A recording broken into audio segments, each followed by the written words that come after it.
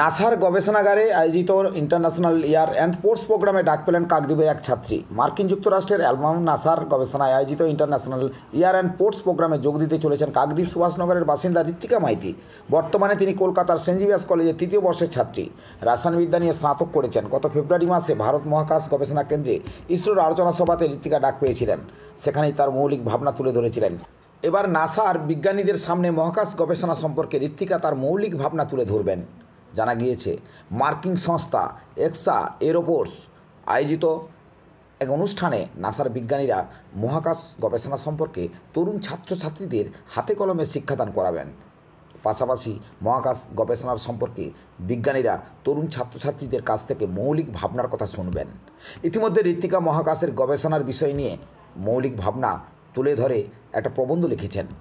সেই প্রবন্ধ মার্কিন সংস্থার কাছে পাঠানো হয়েছিল। প্রবন্ধটি পড়ে মার্কিন সংস্থার বিজ্ঞানীরা এই অনুষ্ঠানে যোগ দেওয়ার জন্য ঋত্বিকাকে মনোনীত করেছেন। তারপর মার্কিন সংস্থা এক্সা এয়ারফোর্সের দায়িত্বে থাকা আধিকারিকরা অনলাইনে ঋত্বিকার ইন্টারভিউ নেন। সেই ইন্টারভিউতে ঋত্বিকা সাফল্য লাভ করেন। তারপরে মার্কিন মুলুকে নাসার গবেষণা কেন্দ্রের এক অনুষ্ঠানে যোগ দেওয়ার জন্য আমন্ত্রণ জানানো হয়।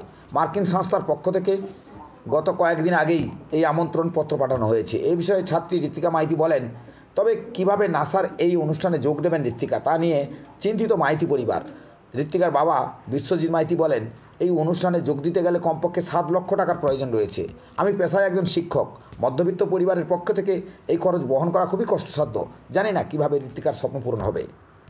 এটা অ্যাকচুয়ালি এক্স্যাক্ট নাসা আয়োজিত নয়, এটা হচ্ছে এক্সা এয়ারোস্পেস নামে একটা কোম্পানি বা অর্গানাইজেশন এটা অর্গানাইজ করেছে। আর এই ব্যাপারটা হবে নাসার ফেসিলিটি সেন্টার। ওখানে নাসার ইঞ্জিনিয়ার সায়েন্টিস্টরা এসে আমাদেরকে গাইড করবে। আমি এখানে অ্যাপ্লাই করেছিলাম, আর এখানে বিভিন্ন সিলেকশন প্রসেস ছিল। তার মধ্যে আমাকে একটা জায়গায় বলতে হয়েছিল যে আমি কেন এই ব্যাপারটা নিয়ে এত মোটিভেটেড, বা আমার কোনো ইনোভেটিভ আইডিয়াস আছে নাকি যেটা আমার পরবর্তী স্পেস রিসার্চের ক্ষেত্রে হেল্প করবে। তো আমি সেই সব নিয়ে একটা এসে লিখেছিলাম, এবং তার উপর ভিত্তি করে ওরা আমাকে সিলেক্ট করে। তারপর ওরা নিজেরাই একটা ইন্টারভিউ নিয়েছিল। তো সেই ইন্টারভিউ দেওয়ার পরে সেখান থেকে আমি এটাই সিলেক্ট হতে পেরেছি। ওরা একটা অ্যাকসেপ্টেন্স মেল আমাকে পাঠিয়েছে। কিভাবে নিজেকে প্রস্তুতি কিভাবে নিচ্ছ? আমি হচ্ছে এই ব্যাপারটা নিয়ে ইসরোতে একটা ন্যাশনাল স্পেস সায়েন্স সিম্পোজিয়াম হয়েছিল, সেখানে আমি আমার এই মৌলিক চিন্তাটাকে প্রেজেন্ট করেছিলাম। এবং আমি এই চিন্তাটাকে নিয়েই ওই এসেটা লিখেছিলাম, যেটা আমি ওখানেও প্রেজেন্ট করেছি। আর আমি এটা নিয়েই এখন রাত দিন ধরে পড়াশোনা করছি যে এই ব্যাপারটাকে আরও কীভাবে একটা কনস্ট্রাকটিভ ভালো আইডিয়া করে তুলে ধরা যায়।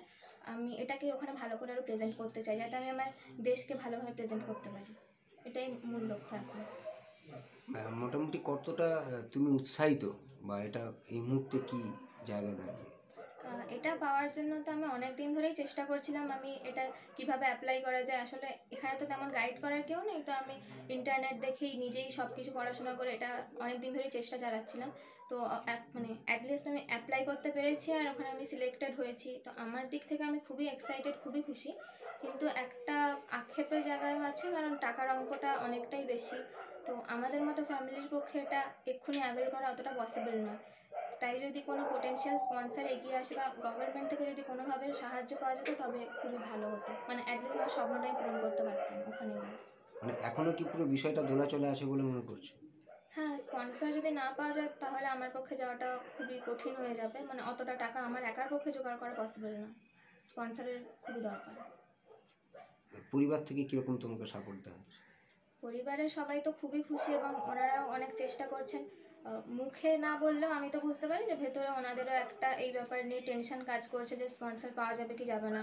এরকম একটা বিরল সুযোগ তো হাতছাড়া করে দেওয়া যায় না, কিন্তু টাকাটাও বড় ব্যাপার। তো সেইভাবেই আপাতত প্রস্তুতি চলছে স্পন্সর খোঁজার। দেখা যাক কতটা কি করা যায়। তোমার নাম? আমার নাম ঋত্বিকা মাইতি। এই প্রোগ্রামটা অ্যাকচুয়ালি আইএক্সা এয়ারোস্পেস নামে একটি সংস্থা এই international air and space programme নামে এই প্রোগ্রামটা অর্গানাইজ করছে। এখানে নাসার গবেষণাগারে গিয়ে নাসার বিজ্ঞানীদের উপস্থিতিতে তরুণ শিক্ষার্থীদের একেবারে হাতে কলমে মহাকাশ গবেষণা সম্পর্কে একটা পরিচিতি দেয় এই প্রোগ্রামটার উদ্দেশ্য। এটা একটা বিরল সুযোগ। ও যে নিজের চেষ্টায় এতটা ওয়েল ইনফর্মড থেকে সব কিছু করেছে, এটা ভীষণ আনন্দের। আর ওকে ছোটোবেলা থেকে যেটা চিনি, ও ভীষণ লড়াকু একজন ছাত্রী, ভীষণ স্টুডিয়াস একজন ছাত্রী। ও ছোটোবেলা থেকে খুব ভালো রেজাল্ট করেছে মাধ্যমিক এবং উচ্চ মাধ্যমিকে। এবং মহাকাশ গবেষণা সম্পর্কে ওর একটা আগ্রহ ছোটোবেলা থেকেই ছিল, যেটা সম্প্রতি আরও বেড়েছে। ও গত ফেব্রুয়ারি মাসে ইসরোর আয়োজনে একটা ন্যাশনাল স্পেস সায়েন্স সিম্পোজিয়ামেও অংশগ্রহণ করেছিল এবং সেখানে ও নিজের মৌলিক চিন্তাভাবনা তুলে ধরার সুযোগ পায় এবং ওখানে যথেষ্ট প্রশংসিত হয়। ওখান থেকে ও সার্টিফিকেট পায় এবং ওখানকার বিজ্ঞানীদের প্রশংসা কুড়িয়ে নেয়। এখন এই খবরটা পেয়ে এটা অত্যন্ত খুশির খবর আমাদের কাছে। আমি নিজেও উচ্চশিক্ষার সঙ্গে যুক্ত। এবছর আমি পিএইচডি করবার জন্য মার্কিন যুক্তরাষ্ট্রে যাচ্ছি, ইউনিভার্সিটি অফ কানেটিকাটে ম্যাথামেটিক্সে।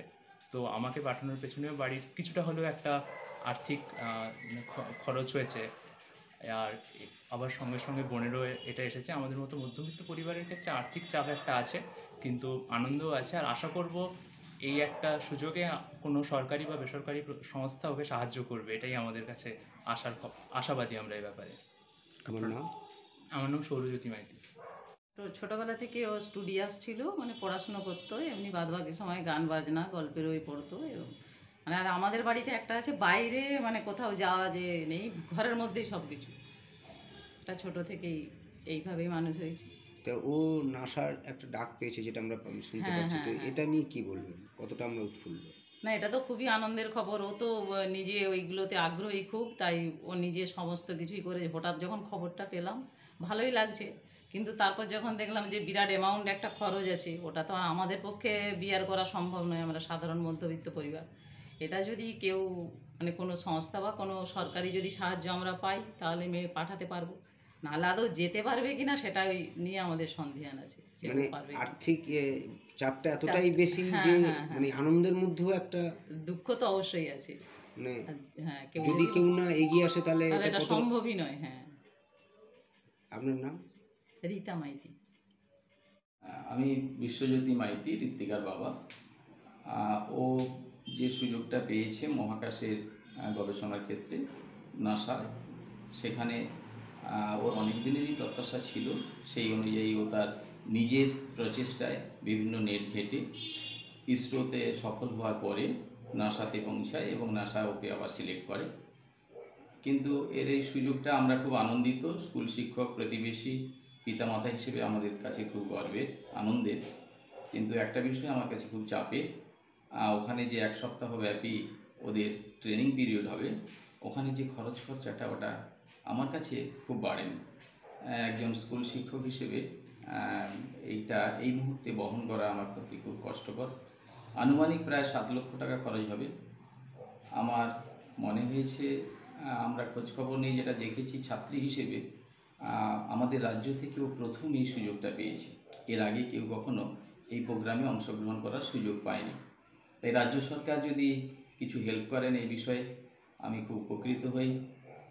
আর এছাড়াও কোনো সংগঠন বা কোনো কোম্পানি যদি এ বিষয়ে এগিয়ে আসেন আমাকে সাহায্য করতে, আমি তাদের কাছে চিরকৃতজ্ঞ থাকব। তাহলে মেয়েটির স্বপ্ন সম্পূর্ণ হবে বলে আমার মনে হয়। আমি বিশ্বজ্যোতি মাইতি, ঋত্বিকা মাইতির বাবা।